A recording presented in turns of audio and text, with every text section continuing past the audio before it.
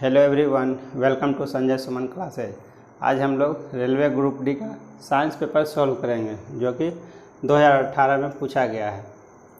तो देखते हैं आज का पहला सवाल। परमाणु क्रमांक 17 वाला एक तत्व नीचे दिए गए किस परमाणु क्रमांक के तत्व के समान विशेषताएं रखेगा।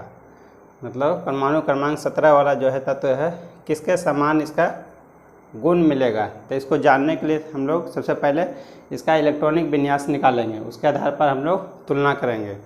तो परमाणु क्रमांक 17 दिया गया है 17, तो इसका इलेक्ट्रॉनिक विन्यास लिखेंगे तो हो जाएगा 2 8 8 2 10 7 17। मतलब बाहरी कक्षा में इसमें 7 इलेक्ट्रॉन रहेगा। उसी तरह से हम लोग निकालेंगे बाकी सभी का 35। तो 35 का हम लोग लिख सकते हैं 2 8 18, तो ये हो गया 18 8 26 2 28 7 25। तो ये इसमें भी जो है बाहरी कक्षा में 7 इलेक्ट्रॉन है।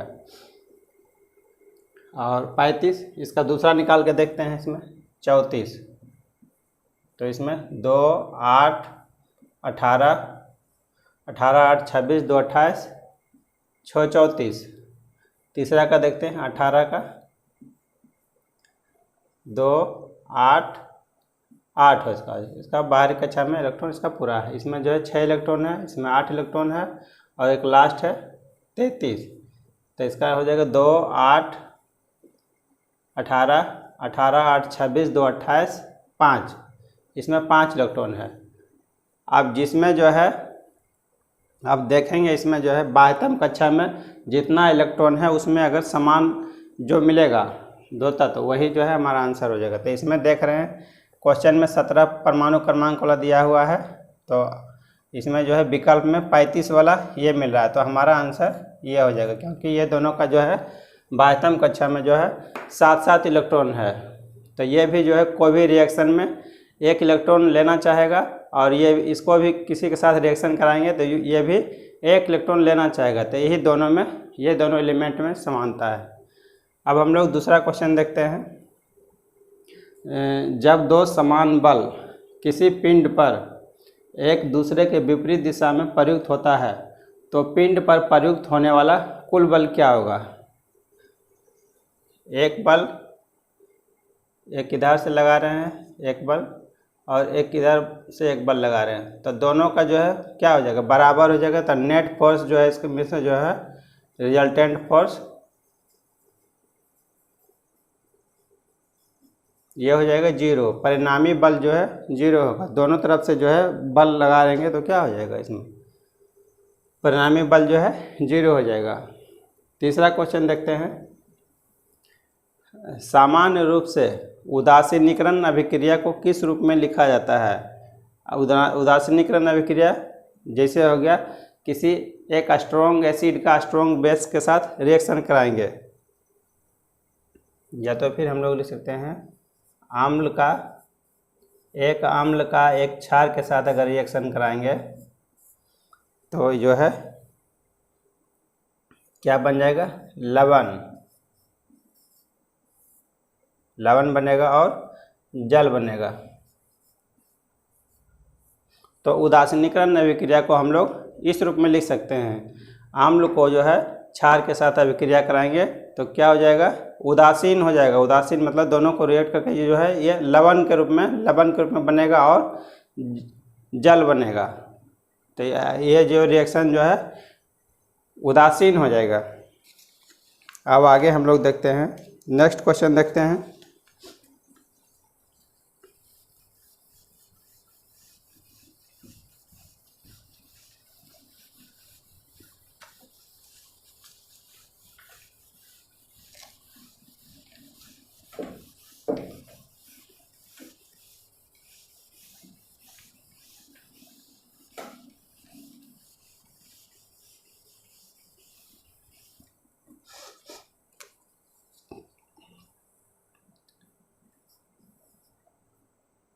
चौथा क्वेश्चन है ओजोन का आणविक द्रव्यमान क्या होगा।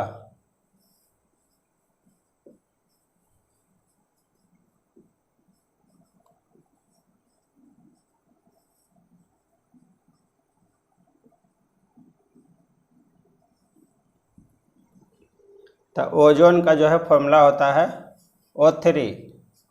O3। इसका जो है आणविक द्रव्यमान मोलिकुलर वेट हमको निकालना है।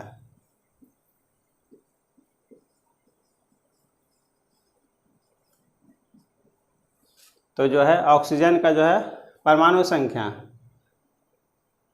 ऑक्सीजन का परमाणु संख्या होता है 8 और इसका ऑक्सीजन का परमाणु द्रव्यमान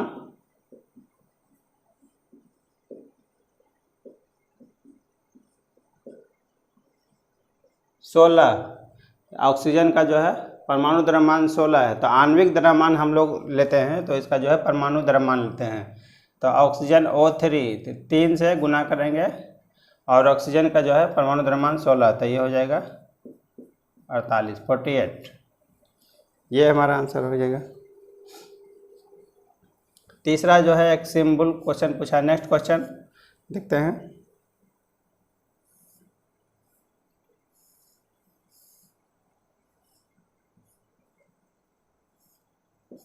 ये पूछ रहा है, पांचवा क्वेश्चन जो है ये पूछा जा रहा है कि इसमें ये किसका सिंबल है, एमीटर, वोल्ट मीटर, इस तरह से आपको 4 विकल्प दिया रहेगा। तो भी सिंबल होता है वोल्ट मीटर का। इसे हम लोग क्या करते हैं, एक निगेटिव, ये पॉजिटिव धारा आ रहा है, एक जो है एक निगेटिव धारा है, ये दोनों के बीच में हम लोग मापते हैं। तो ये वोल्ट मीटर के द्वारा दो बिंदुओं के बीच का जो है विभवांतर को हम लोग मापते हैं। वोल्ट मीटर से जो है क्या चीज़ मापा जाता है, विभवांतर।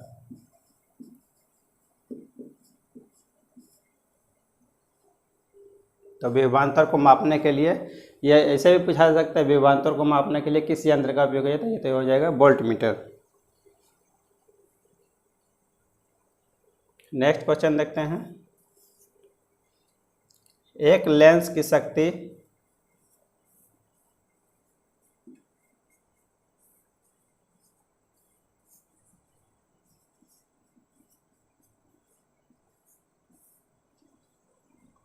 उसकी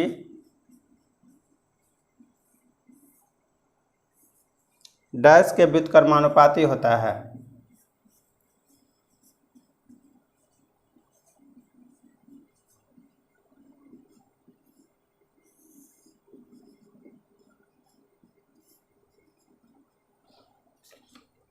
तो उसमें पूछा जा रहा है लेंस की शक्ति को जो है उसकी डैश के व्युत्क्रमानुपाती हो, किसका जो है वो अपोजिट होता है। तो लेंस की शक्ति को जो है ये डिनोट करते हैं हम लोग P बराबर 1/f, जहाँ P बराबर है, P बराबर डिनोट करते हैं हम लोग लेंस की शक्ति,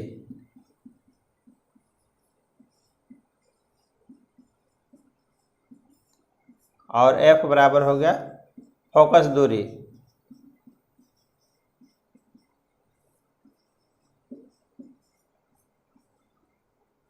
और P का जगह इसमें अगर पूछा जाएगा P का SI यूनिट क्या होता है, P का SI यूनिट, तो इसको हम लोग डायोप्टर में मापते हैं।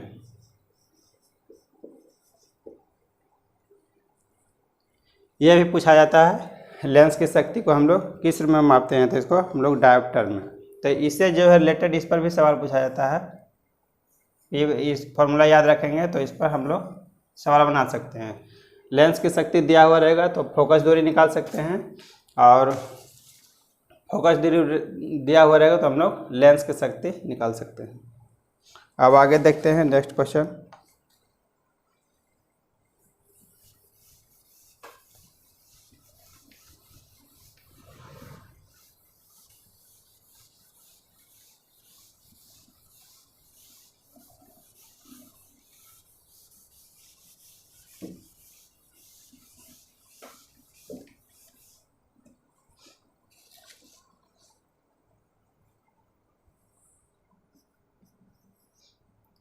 यदि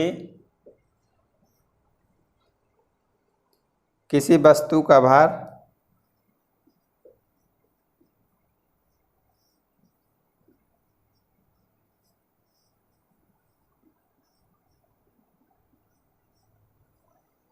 दो 200 न्यूटन है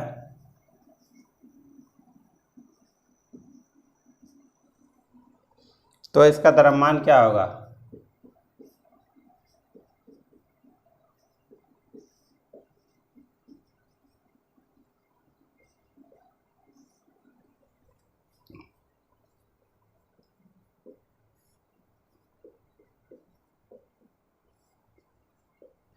तो किसी वस्तु का भार दिया हुआ है 200 न्यूटन, तो भार करने का मतलब हुआ है डब्लू दिया हुआ है, डब्लू बराबर होता है mg, डब्लू बराबर mg, m हो गया द्रव्यमान और g हो गया ग्रेविटी, गुरुत्वाकर्षण हो गया जी। इसमें तो डब्लू का वैल्यू दिया हुआ है 200 न्यूटन, तो ये हो गया 200 बराबर m इंटू जी, इसका वैल्यू 10 मीटर पर सेकेंड स्क्वायर होता है, तो m बराबर हो जाएगा 200/10, यह हो गया 20 किलोग्राम, यही हमारा आंसर हो जाएगा। तो इस फॉर्मूला पर हम लोग बना सकते हैं W बराबर mg।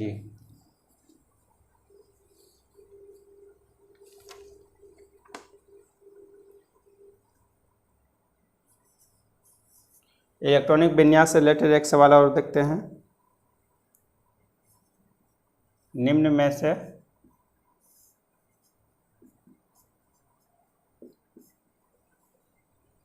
किन परमाणु संख्या वाले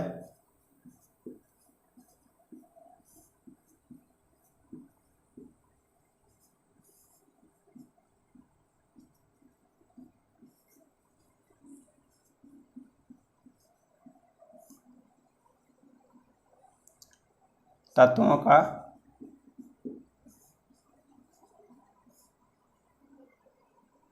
युग्म समूह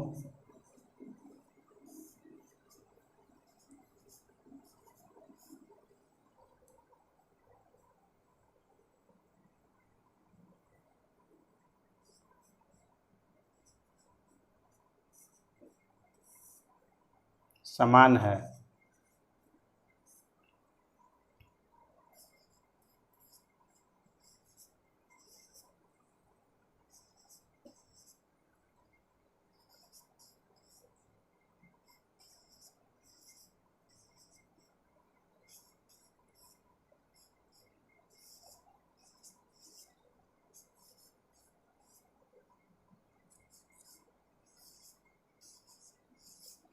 तो इसमें जो है 4 विकल्प दिया हुआ है। इसमें पूछा जा रहा है निम्न में से किन परमाणु संख्या वाले तत्वों का युग्म समान है, मतलब दोनों में से जो है समान गुण वाला कौन सा विकल्प होगा, यही हमको चुनना है। तो इसके लिए सबसे पहले हम लोग को इलेक्ट्रॉनिक विन्यास निकालना पड़ेगा। तो पहला ग्रुप का देखते हैं, इसमें 14, तो 14 का निकालेंगे तो हो जाएगा 2 8 4, 2 8 4, और 33 का निकालेंगे तो हो जाएगा 2 8 18, 18 8 26, 2 28, 5 33, और 13 का 2 8 8 2 10, 3 13, और 31 का निकालेंगे तो 2 8 18, 18 8 26, 2 28, 3 31। तो इसमें देखिए 12वीं कक्षा में इसमें भी 3 इलेक्ट्रॉन, 12वीं कक्षा में इसमें भी 3 इलेक्ट्रॉन, यहाँ पर हमारा आंसर हो जाएगा बी। तो वैसे निकालने के लिए हम लोग चेक करके देख सकते हैं, हो सकता है कि इसमें लास्ट वाला में मिलता है तो इसको हम लोग उस तरह से निकालते हैं। 2 8 1, 11 का हो जाएगा, 20 का हो जाएगा, 2 8 8 8 8 16, 2 18, 2 20, और 11 का फिर ये हो जाएगा 2 8 1, और 30 का निकालते तो हम लोग हो जाएगा 2 8 18, 18 8 26, 2 28, 2 30। तो इसमें 12वीं कक्षा में 2 इलेक्ट्रॉन, यहाँ देख रहे हैं 12वीं कक्षा में 1 इलेक्ट्रॉन, दूसरा में देख रहे हैं 12वीं कक्षा में 1 इलेक्ट्रॉन, इसमें 12वीं कक्षा में 2 इलेक्ट्रॉन, और इसमें जो है इसमें भी 12वीं कक्षा में 4 इलेक्ट्रॉन, इसमें मतलब सभी में अलग अलग है, इसमें 5 है, और इसमें 13 और 31 में दोनों जो है 12वीं कक्षा में 3 इलेक्ट्रॉन है। तो इसमें जो है ये दोनों तत्व जो है समान गुण वाला होगा। तो हम लोग इलेक्ट्रॉनिक विन्यास निकालते हैं इस तरह से। पहला कक्षा में 2 इलेक्ट्रॉन, दूसरा कक्षा में मैक्सिमम 8 इलेक्ट्रॉन रह सकता है, तीसरा कक्षा में मैक्सिमम इलेक्ट्रॉन 18 रह सकता है, 2, 8, 18 इस तरह से होगा। 18 इलेक्ट्रॉन तभी रहेगा जबकि उसके आगे वाला कक्षा में कुछ इलेक्ट्रॉन मौजूद रहेगा, तभी उसमें 18 इलेक्ट्रॉन, तीसरा कक्षा में 18 इलेक्ट्रॉन रह सकता है। तो देखेंगे इसको केमिस्ट्री में। आप देखते हैं आगे नेक्स्ट क्वेश्चन।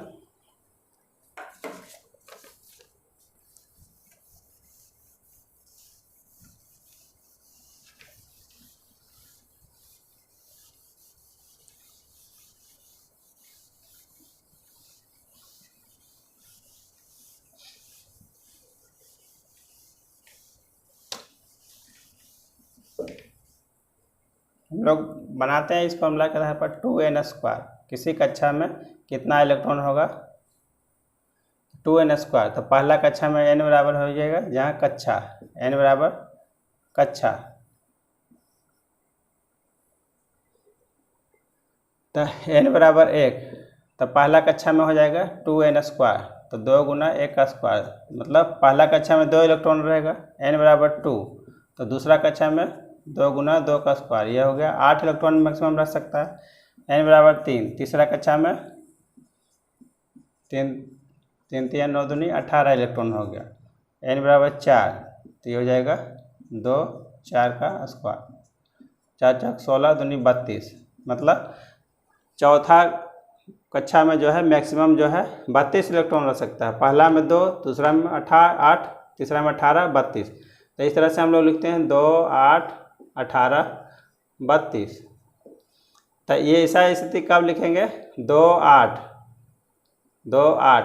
तीसरा कक्षा में 18 इलेक्ट्रॉन तभी रहेगा जबकि इसके बाह्यतम कक्षा में भी कुछ इलेक्ट्रॉन उपस्थित होना चाहिए। उसी तरह से ये चौथा कक्षा में जो है 32 इलेक्ट्रॉन तभी रहेगा जबकि उसके जो है पाँचवा कक्षा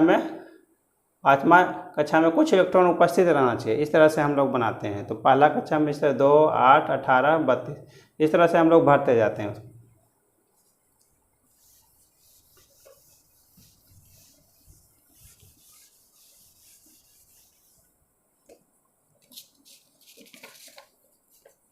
नेक्स्ट क्वेश्चन देखते हैं। अमोनियम क्लोराइड के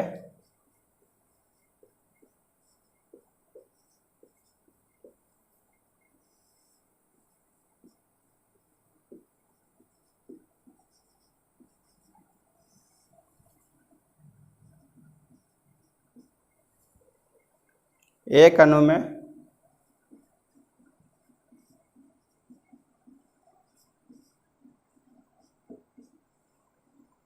कितने परमाणु होता है?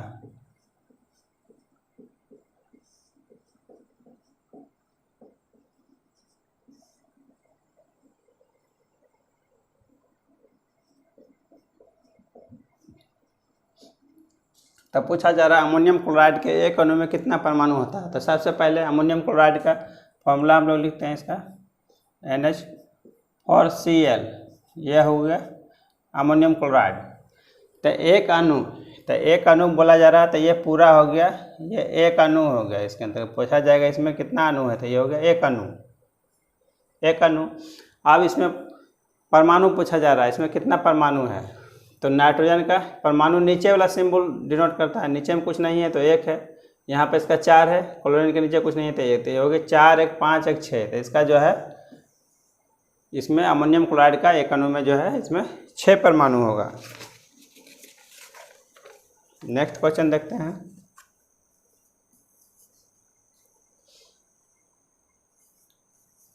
CO2 के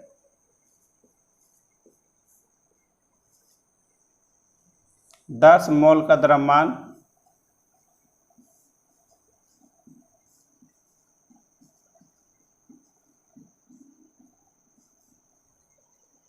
कितना होता है?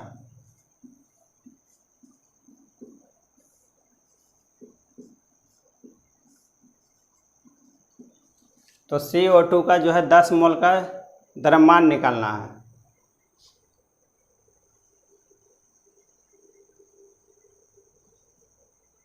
तो CO2 का मोलेकुलर वेट पहले हम लोग निकाल लेते हैं। तो कार्बन का हो जाएगा परमाणु संख्या 6, परमाणु द्रव्यमान 12 प्लस ऑक्सीजन का परमाणु द्रव्यमान 16, तो 16 गुना 2, तो ये हो जाएगा 32, 32 प्लस 12 हो गया 44।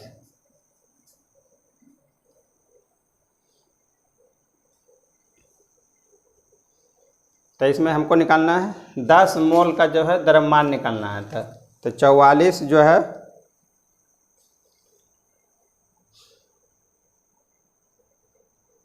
तो 1 मोल का द्रव्यमान हो जाएगा 1 मोल CO2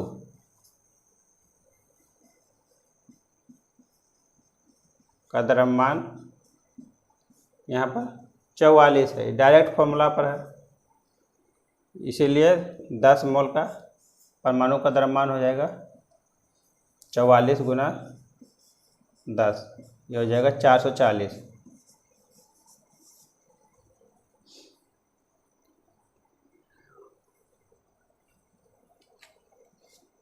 एक लास्ट क्वेश्चन देख लेते हैं।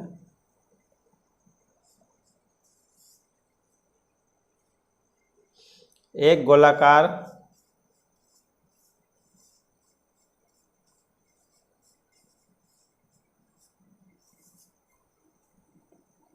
दर्पण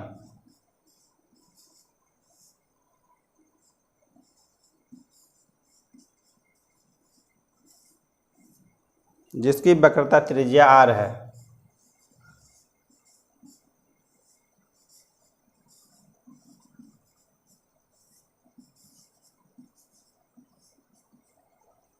तो फोकस दूरी कितनी होगी?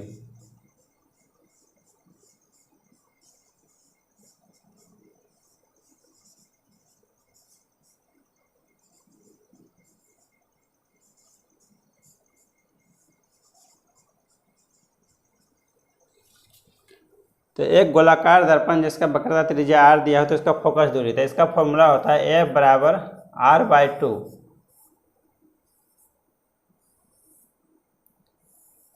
तो जहां F बराबर हो गया फोकस दूरी,